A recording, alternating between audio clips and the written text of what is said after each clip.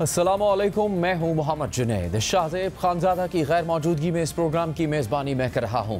वज़ीर आज़म शहबाज शरीफ ने आज अक़वाम मुत्तहिदा की जनरल असम्बली से खिताब किया है और इस खिताब में उन्होंने मसला कश्मीर और मसला फ़लस्तीन पर बात की है। इसके अलावा लबनान की सूरत हाल पर भी तशवीश का इजहार किया है। साथ ही वज़ीर आज़म ने अफ़गानिस्तान से पाकिस्तान में होने वाली दहशत गर्दी पर बात की और कहा कि अफ़गान अबूरी हुकूमत अपनी सरजमीन पर मौजूद दहशत गर्द ग्रुप्स का खात्मा करे।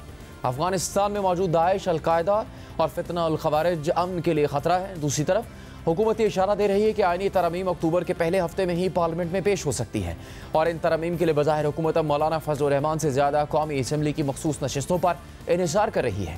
इन मखसूस नशस्तों पर सुप्रीम कोर्ट ये हुक्म दे चुकी है कि ये नशस्तें तहरीक इंसाफ को दी जाएँ। इस हवाले से 8 अक्सरियती जजेस का तफसीली फैसला भी आ चुका है। इससे पहले एक वजाहती ऑर्डर भी आ चुका है। हर हाल में इस फैसले पर अमल किया जाए।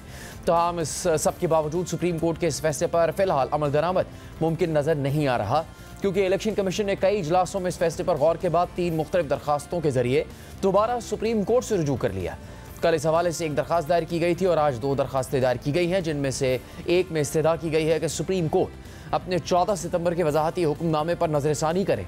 इलेक्शन कमीशन के इजाफी गुजारिशात सुप्रीम कोर्ट में जमा करवाते हुए 14 सितंबर के ऑर्डर पर अमल दरामद रोकने की इस्तदा की है और ये इस्तदा की है कि अदालत 14 सितंबर के वजाहती हुक्मनामे पर नज़रसानी करे।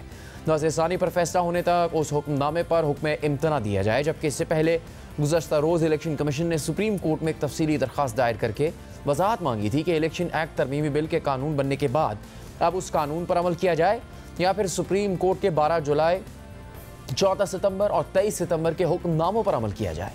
यानी सारी पेशरफ से वाज़ेह हो रहा है कि फ़िलहाल इलेक्शन कमीशन का सुप्रीम कोर्ट के मखसूस नशस्तों के हवाले से दिए गए फैसले पर फौरी अमल दरामद का कोई इम्कान नहीं है। जबकि दूसरी तरफ स्पीकर कौमी असम्बली इलेक्शन कमीशन को एक ख़त लिख चुके हैं कि इलेक्शन एक्ट में तरमीम होने के बाद मखसूस नशस्तें तहरीक इंसाफ को नहीं दी जा सकती और इस ख़त के बाद कौमी असम्बली में पार्टी पोजीशन तब्दील कर दी गई थी। नई पार्टी पोजीशन में तहरीक इंसाफ के 80 अरकान को सुन्नी इत्तेहाद काउंसिल का रुकन जाहिर किया गया था।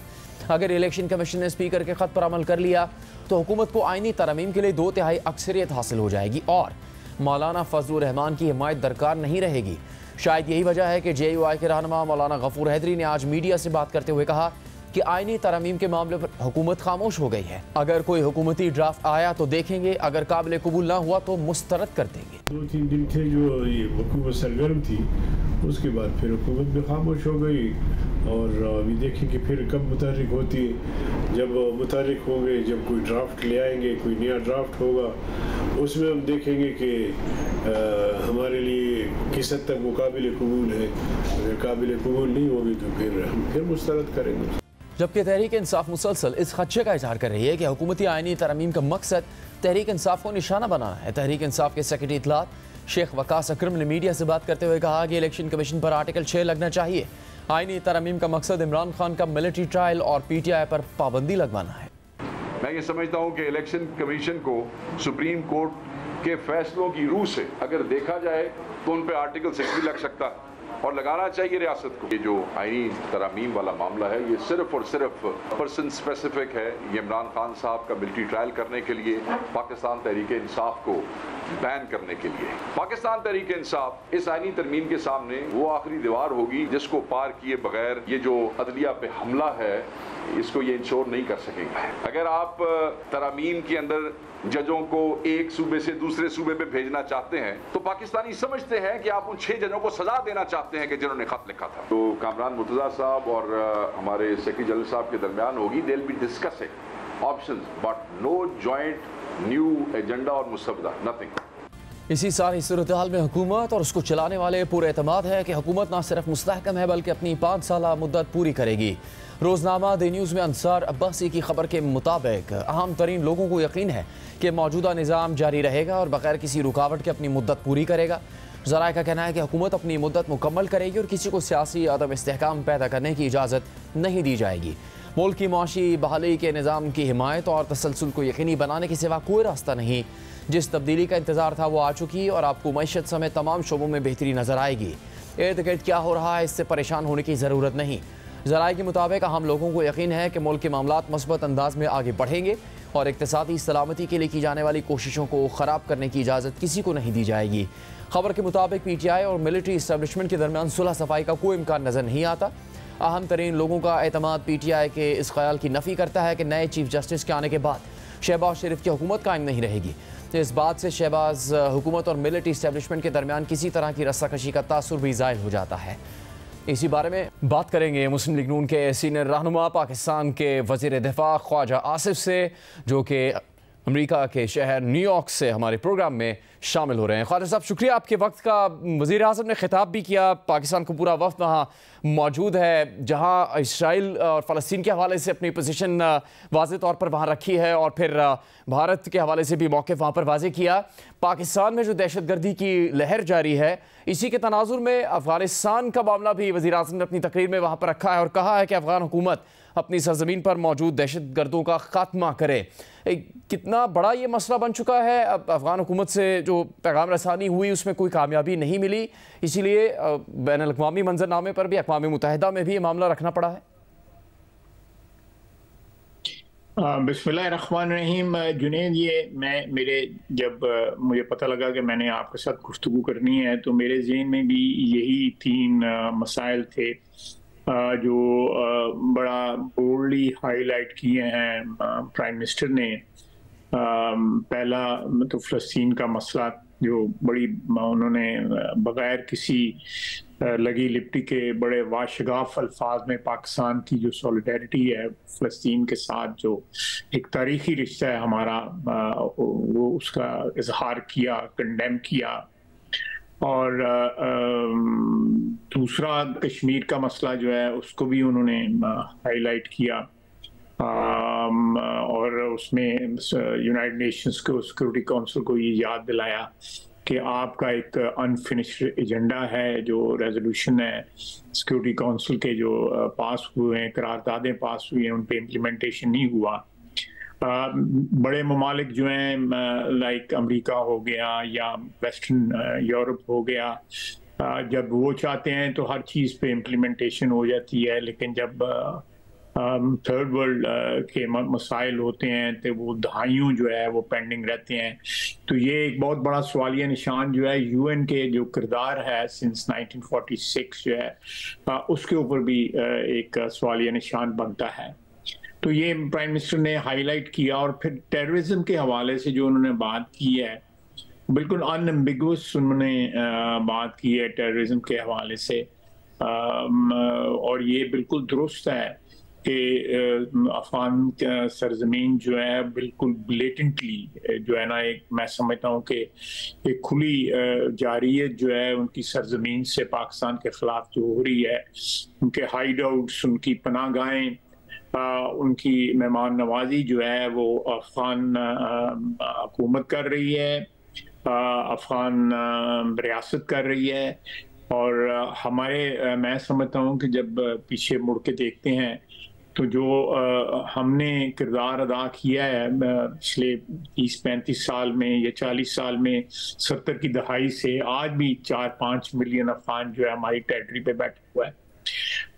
या तो ये लोग जो है अफगानिस्तान इनको वापस ले, जो सिटीजन्स नहीं हैं, जिनके पास अक़वाम मुत्तहिदा का जो डॉक्यूमेंट्स नहीं है, उनको वापस ले, क्योंकि ये पनाहगाहें जो है वहाँ भी हैं और ये लोग पनाहगाहें यहाँ भी मुयस्सर करते हैं उन लोगों को जो तश्कीलें वहाँ से बन के आती हैं हमारे मुल्क में खून खराबा करने के लिए, हमारी तबाही फैलाने के लिए। इसका कोई ना कोई हल होना चाहिए। प्राइम मिनिस्टर ने बड़ी क्लैरिटी के साथ इस मसले पे गुफ्तगू की है। मैं इस सिलसिले में अफगानिस्तान भी गया था, मेरी उनकी जो सारी लीडरशिप वहाँ पे थी, मैं उनका बड़ा एहतराम करता हूँ उनकी लीडरशिप को। हमारे इख्तलाफात टेररिज्म के मसले पे ज़रूर हैं, बिल्कुल एक बड़े सीरियस इख्तलाफात हैं, हमारी रेजर्वेशंस हैं, लेकिन उसके साथ साथ जो है उनके जो मेरे साथ गुफ्तगू हुई उसमें उन्होंने कोई रेजर्वेशन नहीं शो की थी। उन्होंने ये कहा था कि हम इनको कहीं और जाके बसा देते हैं, और उसके लिए फाइनेंसिंग भी उन्होंने मांगी, लेकिन हमें कोई उसके लिए गारंटी नहीं, जमानत नहीं मिलती कि अगर हम कोई फाइनेंसिंग भी दे दें, वो कहीं और उनको बसा लेंगे तो क्या गारंटी है कि फिर वहाँ से वापस उठ के फिर हमारे बॉर्डर पे आके बैठ जाएं, फिर बॉर्डर क्रॉसिंग हो, फिर टेररिज्म हो। तो ये इस मसले के ऊपर ये चीज़ जो है इस वक्त इन लिम्बो है, जिसका कोई हल नज़र नहीं आ रहा। और मैं समझता हूँ कि प्राइम मिनिस्टर ने एक इंटरनेशनल फोरम के ऊपर, जो सबसे बड़ा एक स्टेज है, वर्ल्ड फोरम है यूनाइटेड नेशंस का, उसके ऊपर ये मसला उठाया है। दो मसले, पहले जो फ़लस्तीन का, फिर कश्मीर का, और पाकिस्तान में जो टेररिज्म हो रहा है उसका मसला जो है ना उठाया है। और मेरा ख्याल है कि उन्होंने बसीयत वज़ीर आज़म एक अपना फ़र्ज़ अदा किया है और बड़े वाशगाफ, बड़ी क्लैरिटी के साथ जो है अपना फ़र्ज़ अदा किया है। ठीक, मैं वहाँ पे था उस वक्त हॉल में, और हॉल से भी उनको इन मसाइल पे जो है सपोर्ट मिली। सबसे बड़ा फारिस साहब, आपने चूंकि बात की कि क्या उस पर रद्दअमल मिला और मुस्बत रद्दअमल भी था वज़ीर आज़म के खिताब में शामिल बातों पे, कुछ रोज़ पहले आपने भी वहाँ खिताब किया था। 2 रोज़ पहले IMF की तरफ से, बोर्ड की जानिब से पाकिस्तान के लिए जो कर्ज प्रोग्राम उसकी मंजूरी देने की खबर आई, अच्छी खबर थी और पाकिस्तान की मईशत के लिए एक बहुत बेहतर खबर करार दिया गया। हुकूमत ने उस पर अपनी जो खुशी का इजहार और कामयाबी के हवाले से तफसील भी सामने रखी। पाकिस्तान के हालात पर आएँ और उस IMF की खबर को भी सामने रखें, तो अंसार अब्बासी साहब जो सीनियर सहाफ़ी हैं जंग ग्रुप के, उन्होंने आज उनकी तरफ से खबर भी शाया हुई है, निज़ाम जारी रहेगा, मुद्दत भी मुकम्मल करेगा। वो कहते हैं अहम तरीन लोग पर एतमाद हैं। अब इस सारे मंजरनामे में हम देखते हैं तो एक महसूस होता है कि मुस्लिम लीग नून की जो हुकूमत है वो इतनी ज़्यादा पूरे एतमाद नज़र नहीं आती। किसी हद तक कामयाबी भी मिल रही है, लेकिन तनाज़ात भी जन्म ले रहे हैं और इख्तलाफात भी सामने आ रहे हैं। अब IMF की खबर ही को ले लीजिए, उसके लिए को पाकिस्तान में आपकी टीम, आपके अलावा चंद एक और वज़रा के अलावा बहुत ज़्यादा लोग आके बात नहीं करते हैं। कोई फाइनेंस की टीम नहीं है जो बैठे पाकिस्तान में कोई प्रेस कॉन्फ्रेंस करे, बताए कि क्या होगा इससे आगे, मईशत किस तरह बेहतर होगी। तो क्या मुस्लिम लीग नून को खुद है कुछ ऐसे खदशात कि आगे हालात इतने अच्छे नहीं होने वाले, चूँकि आपने कुछ वक्त पहले कॉन्स्टिट्यूशनल मेल्टडाउन का भी जिक्र किया था? देखिए, मैं पहले तो ये मैं मेल्टडाउन वाली बात जो है मैं वो एड्रेस कर लूँ जो आपने जिक्र किया है। बिल्कुल मैंने इसका जिक्र किया था। मैंने कहा था कि जिस किस्म के हालात बनाए जा रहे हैं उसमें कॉन्स्टिट्यूशनल मेल्टडाउन एक पॉसिबिलिटी जो है वो ज़रूर वो बन सकती है।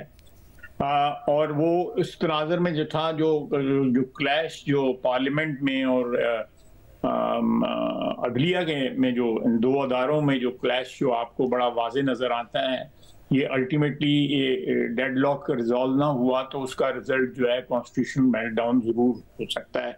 हमारे मुल्क की तारीख इस बात की गवाही देती है। मेरा कहना या ना कहना इतना रेलेवेंट नहीं है, लेकिन हमारी तारीख जरूर रेलेवेंट है इसमें। और आप उस तनाजुर में, उस बैकग्राउंड में, उस बैकड्रॉप में अगर देखें तो मेरे जो अल्फाज हैं मेल्टडाउन जो है वो कोई इतने इररेलेवेंट नहीं है, वो बड़े रेलेवेंट हैं। मैं फिर रीइटरेट करूंगा। दूसरी बात आपने जुनैद बड़ी अच्छी की जो IMF के सिलसिले में की। देखें, IMF ने हमें मिल गया, ये रिलीफ मिल गया, बड़ी अच्छी बात है। पाकिस्तान की मार्केट्स उसको बड़ा अच्छा जो है वो रिसीव कर रही हैं। हमारी जो रेटिंग्स हैं द वर्ल्ड ओवर जो है, हमारा जो उधार वगैरह हमने लेना होगा उसकी रेटिंग जो है बेहतर हो जाएगी। हमारी मार्केट्स जो हैं वो रिस्पॉन्ड अच्छा कर रही हैं सारी चीज़ों को, बड़ी अच्छी बातें हैं। लेकिन ये इसका एक ऐसी साइड भी है जो हमने खुद करनी है, वो किसी IMF ने या वर्ल्ड बैंक ने या बाहर से आके नहीं करानी। मैं इस सिलसिले में आपकी इस प्रोग्राम के तवस्सुत से कहूँगा कि इस वक्त सबसे ज़्यादा बोझ जो है वो टैक्सों का वो आपका सैलरीड क्लासेस उठा रही हैं, या वो तबका उठा रहा है जिसको बिजली के बिलों के जरिए या किसी और इनडायरेक्ट तरीके से जो है उनको टैक्स किया जा रहा है। लेकिन उसके साथ साथ अगर देखें, जिस चीज़ को मैं एम्फसाइज करना चाहता हूँ, जिस चीज़ पे मैं फोकस करना चाहता हूँ और आपको भी करना चाहिए फोकस, कि हमारे यहाँ पे मेरे हो सकता है फिगर्स जो है ज़्यादा करेक्ट ना हो, लेकिन मेरा अंदाज़ा है कि 40% से ज़्यादा आपका GDP एग्रीकल्चर और रिटेल पे है। और वो मेरा ख्याल है कोई 2 या 3% टैक्स पे करते हैं। हमारा रिटेलर टैक्स नहीं पे करता जो है, हमारी एग्रीकल्चर टैक्स नहीं पे करती जो है। अगर ये 2 सेक्टर जो हमारा 40% है मुल्क की इकोनॉमी का, अगर यही पे करना शुरू कर दें, हमें किसी IMF की जरूरत नहीं है, हमें भिखारियों की तरह दुनिया में जो है दरवाजे खटखटाने की जरूरत नहीं है। ये क्यों नहीं देते? एक सैलरी का, थोड़ी सैलरी का एक बंदा है ग्रेड 16 या 17 18 का जो है वो टैक्स दे सकता है, सैलरी क्लासेस दे सकती हैं। साहब ये आप सही बातें आप जिक्र कर रहे हैं, और इसको सही करने के लिए सबसे ज्यादा तो वही लोग किरदार अदा कर सकते जो इस वक्त हुकूमत में, आपकी जमात हुकूमत में। बिल्कुल, मैं आप बिल्कुल सही कह रहे हैं।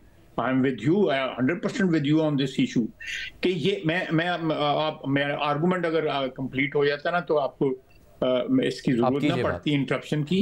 मैं ये अल्टीमेटली हुकूमत जो है उस तरफ जा रही है कि जो लोग टैक्स नहीं दे रहे, ये नॉन फाइलर कहाँ दुनिया में ये टर्म इस्तेमाल होती है। यहाँ पे अजीब टर्म्स बना लिए हुए हैं लोगों ने, टाइटल्स जो है ज्यूम कर लिए हुए हैं, नॉन फाइलर और फाइलर। और क्या नॉन फाइलर के लिए कोई और मुनासिब वक्त पे मैं आपको बता दूंगा उसका क्या टाइटल क्या होना चाहिए। मुफ्तबारा ये नॉन फाइलरों को का जो पंजाबी में जो ट्रांसलेशन है वो मुफ्तबारा है।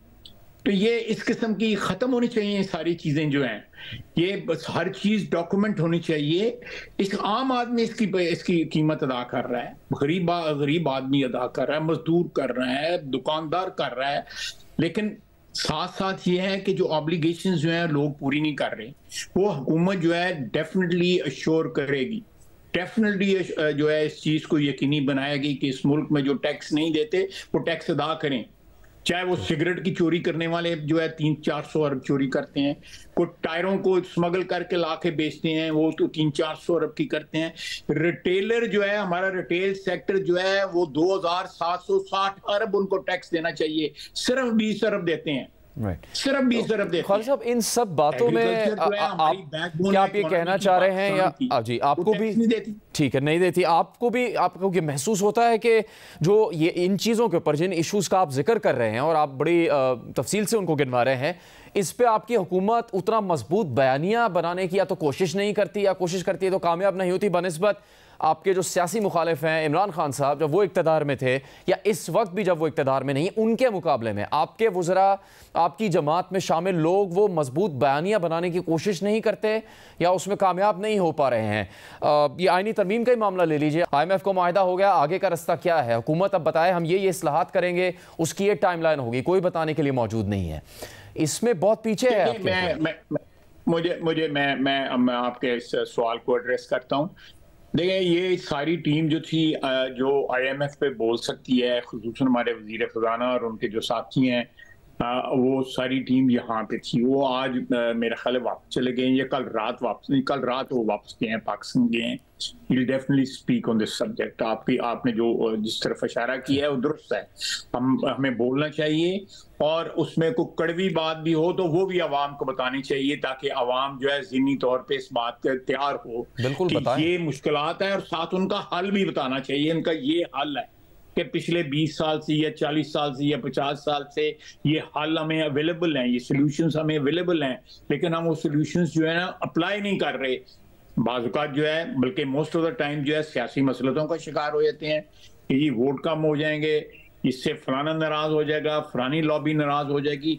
बट ये चीज जो है ना, we have to cross the Rubicon. ये जब तक ये रूबिकॉन क्रॉस नहीं होगा तब तक ये जो है ना नहीं मसाइल होंगे। You can not postpone these things. हम एक ऐसी स्टेज पे आ चुके हुए हैं जहाँ पे पोस्टपोनमेंट भी जो है ना, हमारे पास ऑप्शन नहीं रही पोस्टपोनमेंट की। We have to take these things head on. तो ठीक है, मेरा ख्याल है कि आपको ये रिजॉल्व जो है हुकूमत का अगले आने वाले चंद दिनों में, हफ्तों में, चंद महीनों में जो है बिल्कुल नजर आएगा उसके ऊपर।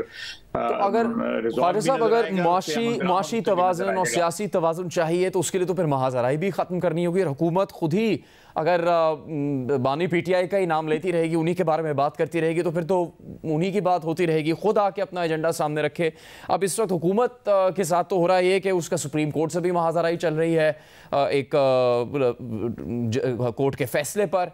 फिर वो जो ऑर्डिनेंस है प्रैक्टिस एंड प्रोसीजर का, उस पर भी तनाज़ा खड़ा हुआ है। ये चीज़ें हल नहीं होंगी तो फिर आगे बढ़ना तो बहुत मुश्किल हो जाएगा, क्योंकि यकीन दहानी तो मौजूद हैं। जो अंसार अब्बासी साहब की खबर है उसमें तो कहा गया कि PTI और मिलिट्री इस्टेब्लिशमेंट के दरमियान सुलह सफाई का भी कोई इम्कान नज़र नहीं आता, लेकिन ऐसा लगता है कि मुस्लिम लीग नून को खदशात हैं कि सब इतना हमवार और आसान चलता नहीं रहेगा। नहीं, मैं I'll beg to differ with you, ऐसे कोई खदशात नहीं है। माहौल जो है उसमें अनसर्टन ज़रूर है, इसमें कोई शक नहीं है, लेकिन इतना अनसर्टन नहीं है। खुसूसन ये जो हमें पैकेज मिल गया है, इसने अनसर्टनिटी में बहुत ज़्यादा जो है रोल प्ले कर रहा था। ये जो IMF का सिलसिला जो है, ये चीज़ें जब सेटल डाउन हो गई हैं तो इंशाल्लाह ताला जुनेद पॉलिटिकल चीज़ें भी सेटल हो जाएंगी। आपने अभी अब्बास साहब के किसी कॉलम का जिक्र किया है। मेरा ख्याल है कि जो पॉलिटिकल या इम्पास है, या जो इस वक्त जुडिशरी में और पार्लियामेंट में, मैं तो I will take this opportunity to say कि अदलिया और जुडिशरी पार्लियामेंट के इस महाजराई में जो है आइन की सरबुलंदी जो है वो उसकी रिक्वायरमेंट ये है कि पार्लियामेंट जो मंबा है आइन का, जो मज़र है ख्वाहिशात का पाकिस्तान की आवाम का, वो अल्टीमेट अथॉरिटी है। ये जो जुडिशरी अगर इस पोजीशन में आ जाए कि वो पार्लियामेंट को डिक्टेट करे, तो अल्टीमेटली ये एक ऐसी जंग है, ये एक ऐसी बैटल है जो मे बी एक दो एपिसोड में लगे आपको कि जी अदलिया जो है वो भारी पड़ रही है, लेकिन अल्टीमेटली पार्लियामेंट जो है, मैं किसी शख्स की बात नहीं कर रहा, किसी पॉलिटिकल की बंदे की बात नहीं कर रहा, मैं इंस्टीट्यूशन की बात कर रहा हूं कि जो आइन डिफाइन करता है उसमें the ultimate winner will always be the parliament. ठीक है खालिद साहब, आपकी हुकूमत है, आप वजीर भी हैं, पूरी दुनिया में पाकिस्तान की नुमाइंदगी भी करते हैं। आपकी जमात जिस शख्सियत को कहती है कि लीडर वो है, विजन उनके पास है, मसाइल का हल उनके पास है, वो नवाज शरीफ साहब है आपकी जमात के मुताबिक, तो वो तो कोई किरदार अदा कर नहीं रहे। वो मरी में रहते हैं, लाहौर चले जाते हैं, अब खबर आ रही है अक्टूबर के पहले हफ्ते में लंदन भी चले जाएंगे, तो वो रिटायर हो गए हैं, उनकी दिलचस्पी ख़त्म हो गई है, कोई चाहता नहीं कि वो किरदार अदा करे। फजलुर रहमान को कोई मना नहीं सका आपकी जमात में से, आईनी तरमीम पर कोई पेशरफ्त हो नहीं सकी, तो आगे बढ़ने का रास्ता क्या है? और नवाज शरीफ साहब कोई इसमें किरदार अदा नहीं करेंगे, वो छुट्टियों पर रहेंगे बस? देखें, ये सवाल बहुत दफ़ा पूछा जाता है और मैं इसको बहुत दफ़ा इसकी तरदीद भी कर चुका हूँ। मियां साहब जो हैं वो एक ऐसी शख्सियत हैं जिनका जो है एक बड़ा ओवरवेलमिंग इन्फ्लुएंस है पाकिस्तानी पॉलिटिक्स पे, खुसूसन PMLN की मैं बात करता हूँ। उनमें उनका एक जगह भाई जो है वजीर आज़म है, दूसरी जगह बेटी जो है वजीर आला है। उनकी जो प्रेजेंस है वो, अगर मैं जो बात करने लगा हूँ ये मेरा अपना ओपिनियन है और मेरा ख्याल है आप भी एग्री करेंगे, अगर उनकी प्रेजेंस जो है जिस तरह आप बात कर रहे हैं उस तरह प्रेजेंस उनकी ट्रांसलेट होनी शुरू हो जाए तो he will overwhelm both the offices, the prime minister's office and the chief minister's office in Punjab. He doesn't want that to happen. बड़ा दानिशमंद शख्स है नवाज शरीफ जो है, वो ओवरवेलम इन दोनों ऑफिसेस को करेगा तो वो भी हमारा जो है उसमें भी हमारा जो है ना मैं समझता हूँ नुकसान का अंदेशा हो सकता है। तो लेकिन बैकग्राउंड में वो पूरा पार्ट प्ले कर रहे हैं। अगर वो पब्लिकली अगर आके पंजाब में भी और इस्लामाबाद में भी लाहौर में प्ले करना शुरू करें पार्ट जो है, तो एक शख्स जो है वो 3 दफ़ा वज़ीर आज़म रहा हुआ है, एक 40 साल का एक इन्फ्लुएंस है उसके पाकिस्तान की सियासत पे, उसके डिट्रैक्टर्स भी हैं, उसके बेशुमार सपोर्टर्स भी हैं।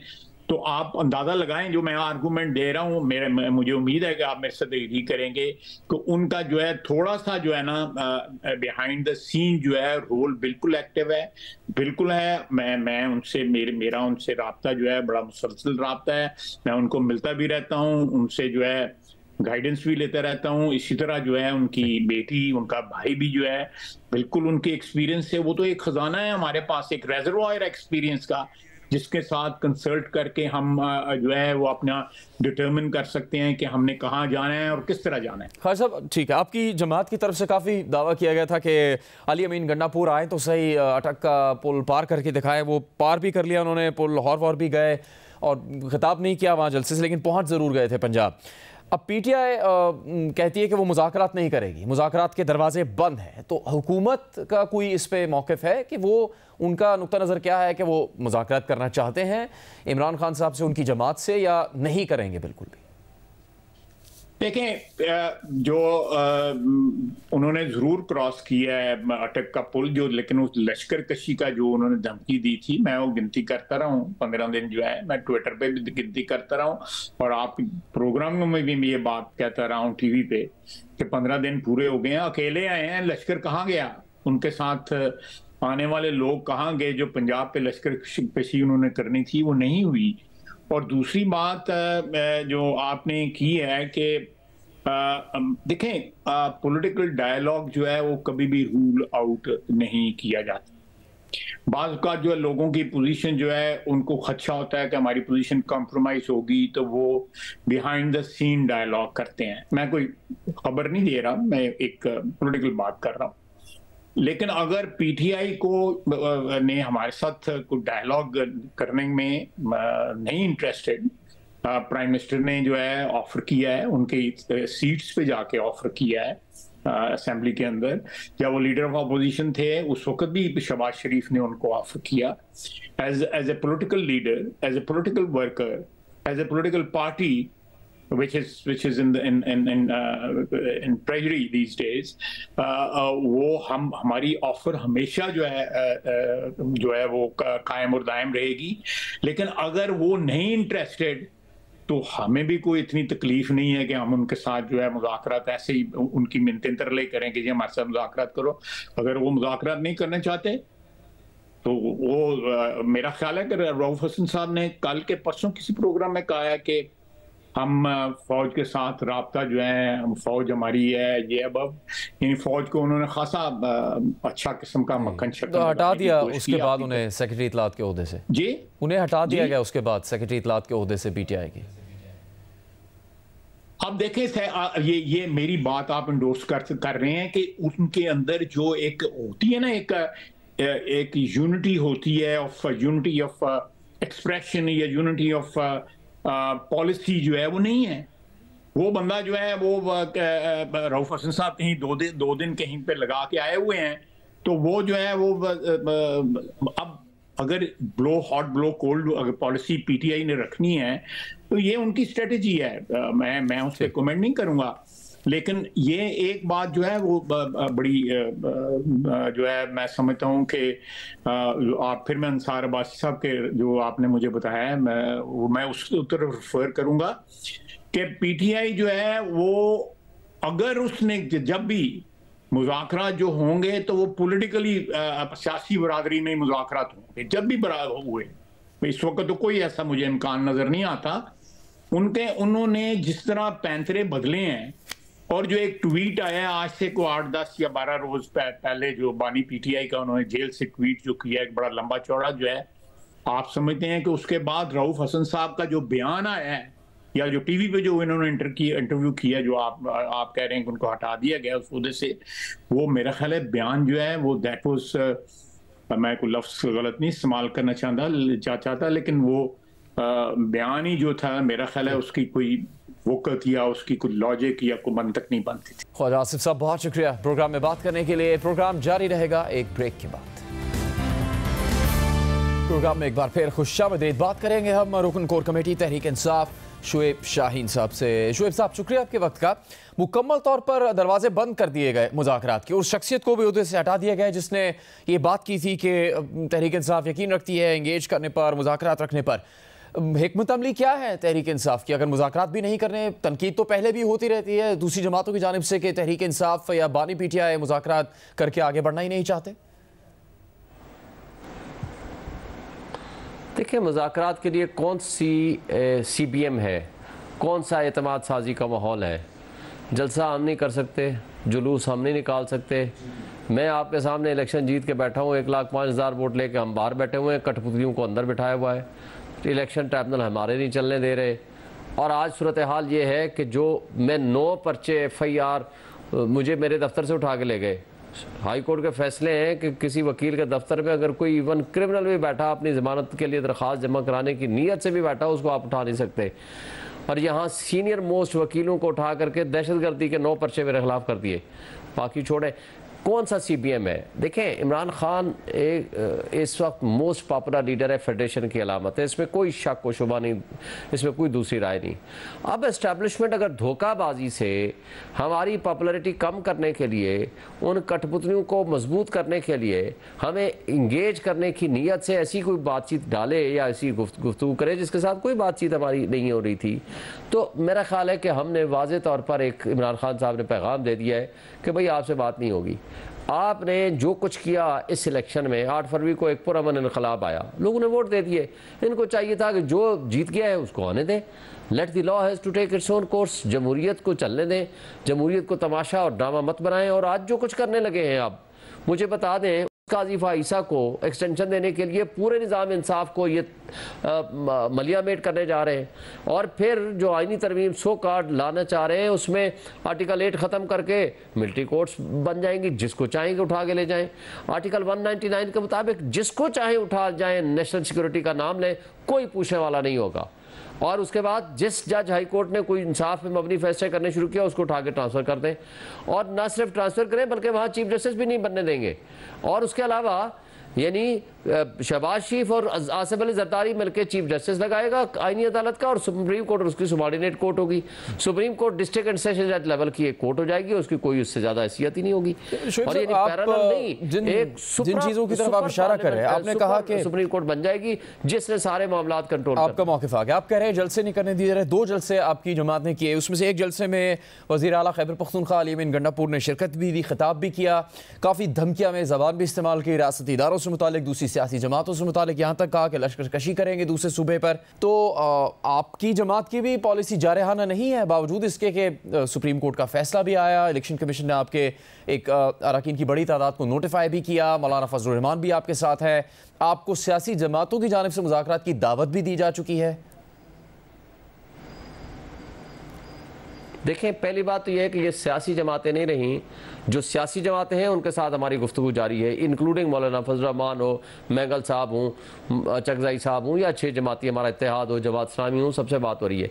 ये जो 3 कठपुतलियाँ हैं जिसमें MQM है, PMLN है, पीपल्स पार्टी है, ये तो एक से एक बढ़कर शाह से ज़्यादा शाह का वफादार बनने की कोशिश कर रहे हैं ताकि हमें कोई कुछ ना कुछ हिस्सा मिल जाए। इन्होंने तो मलियामेट कर दिया है आइन को, कानून को, वो चंदों के हाथों में खिलौना बन के रह गया है। मुझे बता दें इस आइन में क्या है, इस जो 100 कार्ड मुसवदा लाया गया है गैर आइनी, नंबर 1 काजी फाइसा की एक्सटेंशन 68 ईयर्स तक की, और वो भी आईनी अदालत का सरबराह बना देंगे ताकि जो करप्ट सिस्टम इस वक्त राइज है। आखिरी मौक़िफ़ तो ये है हुकूमत का कि वो उस मुसवदे में शामिल नहीं है जजेस की रिटायरमेंट की उम्र बढ़ाना, वो आईनी अदालत पर उनका जोर ज़्यादा है।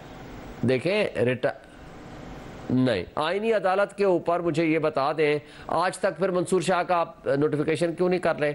आपने 68 ईयर्स क्यों कर दिया है? आपने किसकी खातर किया है? आपने शहबाज शरीफ और आसिफ अली जरदारी यानी प्राइम मिनिस्टर भेजेगा समरी और प्रेसिडेंट उसको अप्रूवल देगा, ये चीज़ क्यों डाल दी है उसमें? और आईनी अदालत खुफिया तरीके से, जिसका कोई मुसवदा आज तक किसी के पास नहीं है, वो आप क्यों करने लगे थे रात के 3-3 बजे तक, सुबह 10 बजे, 11 बजे, 4 बजे जी, 8 बजे, और रात के 3 बजे तक जी सेनेट का इजलास होगा, नेशनल असेंबली का इजलास होगा। आपको खुफिया रखने की जरूरत क्या थी? बात यह है कि इनके आप कंडक्ट और किरदार देखें। अच्छा, फिर उसके अंदर ये क्यों लिख दिया कि इलेक्शन कमीशन और उसके मेंबरान को एक सिर्फ रेजोल्यूशन के जरिए एक्सटेंशन दे दी जाएगी अगले टर्म के लिए? और फिर उसमें आर्मी एक्ट में क्यों उसमें डाला कि जनाब 2/3 मेजॉरिटी के बगैर, यानी आइन में तरमीम के बगैर आप उस एक्ट को तरमीम भी नहीं कर सकेंगे। इन लोगों को एहसास ही नहीं है कि मुल्क में आज पैसा लेके लोग बाहर भाग रहे हैं। इन लोगों को एहसास ही नहीं है कि यूथ 60% जो यहाँ मुल्क में बैठी हुई है वो आपसे शदीद नफरत भी करती है, वो मुल्क छोड़ के भागना चाहती है। इस वक्त गरीब आदमी का जीना बहाल हो गया, ये इनको एहसास ही नहीं है। सिर्फ इनको ये एहसास है कि किसी तरीके से इस करप्ट सिस्टम को हम बचाने में शाफिया या ये जो सो कॉल्ड बदमाशिया बैठा हुआ है, हम उनके मफादात का तहफ़्फ़ुज़ कैसे कर सके, उसके अलावा कोई इनका काम ही नहीं है। आम आदमी की ज़िंदगी को किसी इन चीज़ों का क्या ताल्लुक़ है? शोएब साहब, ये आपकी जमात के तहफ़्फ़ुज़ात हैं, तो फिर जलसा मनसूख कर दिया है, मुज़ाकरात के दरवाजे बंद हैं, क्या करेगी फिर तहरीक इंसाफ आगे? देखें, हम इस मुल्क के निज़ाम इंसाफ से हमारी तवक्को है, हमारी तवक्को हमारे मुल्क की कौम से है, हमारी तवक्को हम अपनी आवाम के पास जा रहे हैं, हम उनको मोबिलाइज़ कर रहे हैं। देखें, 8 फरवरी को एक पुरअमन इनकलाब आया है, लोगों ने वोट दिए हैं।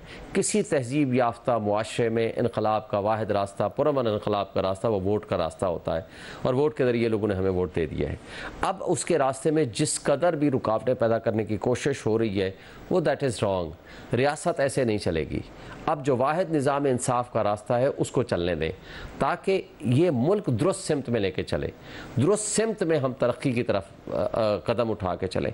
जितना कुछ ये हरकतें करेंगे, ना इस मुल्क में आनी है कोई इन्वेस्टमेंट, ना इस मुल्क में स्टेबिलिटी आएगी, क्योंकि जो रिजेक्टेड लोग हैं उनसे लोग शदीद नफरत करते हैं। अब रिजेक्टेड लोगों को अगर आप गवर्नेंस पे और अपने यहाँ ऊपर मुसल्लत कर देंगे तो लोग आपके साथ कोऑपरेट नहीं करेंगे। इस तरीके से निज़ाम नहीं चलेगा। निज़ाम चलेगा जब आप इंसाफ की बुनियाद पर मुआशरा कायम करेंगे, कानून की हुक्मरानी का कॉन्सेप्ट लेकर आएंगे। जब लोग आप आवाम की बात कर रहे हैं, तो बानी पीटीआई की गिरफ्तारी पर तो आवाम नहीं निकले, उसके आगे फिर क्या रास्ता है? जो पिटीशंस आपकी सुप्रीम कोर्ट में, उससे उम्मीद है आपको?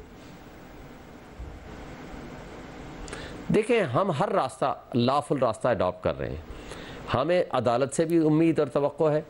अब इस वक्त देखें ना, 218 मुकदमा थे, सारे मुकदमों में या ज़मानतें हो गई या वो एक्विटल हो गई है। सिर्फ एक जाली मुकदमा उन्होंने रखा हुआ है, तोशाखाना 2, उसके अलावा तो कोई मुकदमा बाकी नहीं रहा। इसी तरह हमारा प्रोटेस्ट का हक है। हम इस वक्त सबसे बड़ी पॉलिटिकल पार्टी हैं। फॉर्म 47 को आप भूल जाएं। इस वक्त की जो स्ट्रेंथ है, हम सेनेट में और नेशनल असम्बली में सबसे बड़ी पॉलिटिकल पार्टी हैं, चारों सूबों में हम मौजूद हैं। आज फेडरेशन की अलामत है, उसको मिटाने की कोशिश करेंगे, पीटीआई को डाउनग्रेड करने की कोशिश करेंगे, ये मुल्क का नुकसान करेंगे। हमारे पास ऑप्शन एक ही है, हम लोगों के पास जाएं। दूसरा ऑप्शन ये है कि हम इंसाफ की तरफ उम्मीद निगाह। शोएब साहब, इस तनाजुर में मुस्लिम लीग नून की हुकूमत की तनकीद आप पर फिर सही है कि वो कहते हैं कि तहरीक इंसाफ को जो अगले चीफ जस्टिस हैं उनसे उम्मीद है, जब वो कहते हैं कि तहरीक इंसाफ को मौके पर अगले चीफ जस्टिस आएंगे तो सब कुछ आपके हक में हो जाएगा, फिर इसका आप इंतजार कर रहे हैं? हम सुप्रीम कोर्ट से तवक्को रखते हैं। ये काजी फाइसा और मंसूर शाह साहब का फैसला था कि जी फुल कोर्ट बनाई जाए, फुल कोर्ट बनी। मुनीब साहब ने कहा था नहीं 7 सीनियर मोस्ट जजेस का बेंच बनाएं। ये आपकी मखसूस नशिस्तों वाला फुल कोर्ट का फैसला है हमारे हक में, आज उनको नहीं माना जा रहा। हमें सुप्रीम कोर्ट से इंसाफ की तवक्को है, with respect to justice Mansoor Ali Shah साहब, जो कि इंटेलेक्चुअली बहुत काबिल तरीन शख्सियत है। लेकिन हमारा पिछले साल आपको पता है कि जो 90 डेज के इलेक्शन वाली बात थी, उससे डिफरेंस ऑफ ओपिनियन इन्होंने और जस्टिस सत्तर मिज़ल्ला साहब ने किया था। अगर ऐसी बात होती तो हम तो फिर इनसे उस वक्त की बात करते। देखिए, एक वो इंसाफ पसंद जजेस हैं, उनकी अपनी एक इंडिपेंडेंट राय हो सकती है, लेकिन हमें सुप्रीम कोर्ट के इंस्टीट्यूशन से तवक्को है। सिर्फ एक शख्स से हमारा इख्तलाफ है जो काजी साहब बैठे हैं, बाकी किसी जज से हमारा कोई इख्तलाफ नहीं है। लेकिन हम ये कहते हैं कि हम सुप्रीम कोर्ट के इंस्टीट्यूशन से तवक्को रखते हैं, क्योंकि जो इस वक्त सुप्रीम कोर्ट है एटलीस्ट हमें उन्हीं की तरफ देखना है। हम कोई इंटरनेशनल कोर्ट ऑफ जस्टिस में तो नहीं जाएंगे, हमने इन्हीं से एक रिलीफ लेना है ना। इस्लामाबाद हाई कोर्ट से हमें रिलीफ मिला, इवन जस्टिस आमिर फारूक साहब से हमने 10 दफा एतराज किया कि वो हमारे केस से ना सुने।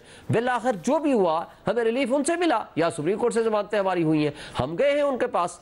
अगर वो बैठते हैं बेंच में, लेकिन उसके बावजूद हम उनके पास अपने केसेस की सुनवाई करा रहे हैं। बात यह है कि हमें एक निज़ाम इंसाफ से ही तवक्को है कि अब एक बेईमानी और बददियानती पे मबनी अगर केसेस होंगे तो आखिर उसका कोई ना कोई अंजाम तो होगा। अब ये तो नहीं हो सकता कि करप्ट लोग बाहर दंदनाते फिरें, मनी लॉन्डर बाहर बैठ के। बहुत शुक्रिया आपका प्रोग्राम में बात करने के लिए। प्रोग्राम जारी रहेगा एक ब्रेक के बाद। इस्राइली फोर्सेस ने लबनान के दारुल हुकूमत बैरूत में हिजबुल्लाह के मरकजी दफ्तर को निशाना बनाने का दावा किया है और खदशा जाहिर किया है कि इस कार्रवाई में हिजबुल्लाह की आला क़यादत को निशाना बनाया गया है और ये कार्रवाई अक़वाम मुत्तहिदा में इस्राइली वज़ीर आज़म के खिताब के कुछ देर बाद की गई है। इसराइली वज़ीर-ए-आज़म नेतन्याहू ने अक़वाम मुत्तहिदा की जनरल असम्बली से खिताब करते हुए कहा था कि इसराइल को किसी ख़तरे के पेश नज़र हमले करने का हक हासिल है और वो वही कर रहा है, जबकि उनके इस खिताब के थोड़ी देर बाद ही ये खबर सामने आई कि इसराइली फोर्सेस ने बैरूत में बड़े हमले किए हैं और इन हमलों में हिज़्बुल्लाह के हेडक्वार्टर को निशाना बनाया गया है। आलमी मीडिया के मुताबिक इसराइल की फ़ौज का कहना है कि उसने बैरूत के जनूब में हिज़्बुल्लाह के हेडक्वार्टर को निशाना बनाया है। अल जज़ीरा के मुताबिक इसराइल ने शदीद फ़ज़ाई हमलों के ज़रिए बैरूत के सबसे ज़्यादा आबादी वाले जनूबी इलाके को निशाना बनाया है।